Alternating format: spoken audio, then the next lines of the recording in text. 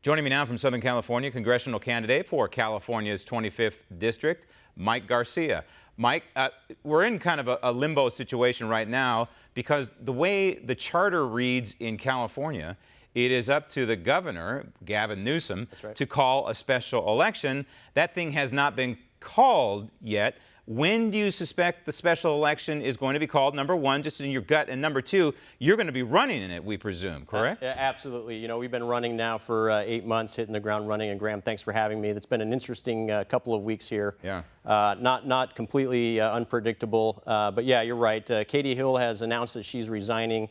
A couple of Democrats have announced their intentions to run. It's not clear whether they've actually filed yet or not.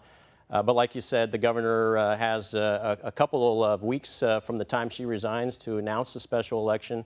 The way the timing is working out, we're probably expecting to see the special election coincide with the primary election in early March. So it may be a coincidental ballot there for both. So you're a citizen running for a higher office, a member of Congress, a seat in the United States Congress, right? You're not a professional candidate. You're not a professional politician, right? That's right. Not a professional politician at all. I think especially in our district, which is Santa Clarita Valley, Simi Valley, Antelope Valley, and the cities in between. You know, they're thirsty for someone who's wanting to run for the right reasons, wanting to represent the district for the right reasons and the right beliefs. It's still one of the conservative bastions in California, one of the few remaining that we lost in the last election, unfortunately, to the Katie Hill machine.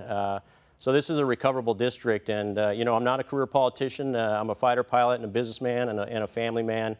You know, that's made a huge difference. We've had tremendous support with endorsements from Governor Pete Wilson, Congressman Elton Gallegly, Buck McKeon, most of the city council members throughout the district, and massive support throughout the district. And we've got a great group working for us, and we've got a lot of momentum going into this, what will be a special election now. All right, let's talk about Congressional District 25. Santa Clarita is, correct me if I'm wrong, but it includes, for people who know the LA area, Magic Mountain. Does it include Magic Mountain? Yep, right in our backyard. Okay, so that kind of put, and it's also, by the way, where the fires are, or the fires were anyway. Yeah. But when you look at it from a political perspective, it seems to me that it's a district that could be considered, you correct me if I'm wrong, blue on the outside, possibly red on the inside. In other words, when you go to Ballotpedia, it has it effectively at neutral. It doesn't swing Republican, doesn't swing Democrat.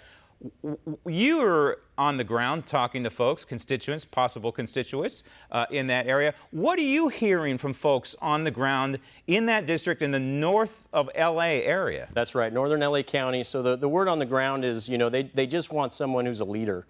And it is a split demographic, about 1/3 Republican, 1/3 Democrat, and 1/3 no party preference. And for the most part, that middle third is actually a conservative in mindset. So my message is resonating not only because of the values and the belief in the Constitution and capitalism and competition, but also because of my past experience, my leadership in the military. You know, flying F-18s and combat operations is not a coincidence. That's the result of hard work. My leadership in the business world and having a great, stable family is none of those are coincidences. Those are the result of someone who knows how to get things done. And I think on the ground right now, they're just thirsty for an average American who can get the job done and represent them well. And for the most part, I'd say more than half the folks there ascribe to conservative values. So the message is resonating, and it's we're really catching on to the grassroots level. But also at the macro level, we're getting great national support as well. You're for term limits, which is wonderful. You are for tax cuts and making them permanent. How are you holding up in terms of raising money? Last I checked, you had about $300,000 in your war chest. Really, to take on a Democrat in the state of California in a competitive district like this, you're going to need, what, 5x that number? Yeah, exactly. And we're on pace to do that. Things have really accelerated in the last couple of months. The first quarter, obviously, things are slow. We have raised to date over $600,000, and we're starting to build the infrastructure and get the folks on board, the professionals on board to help us.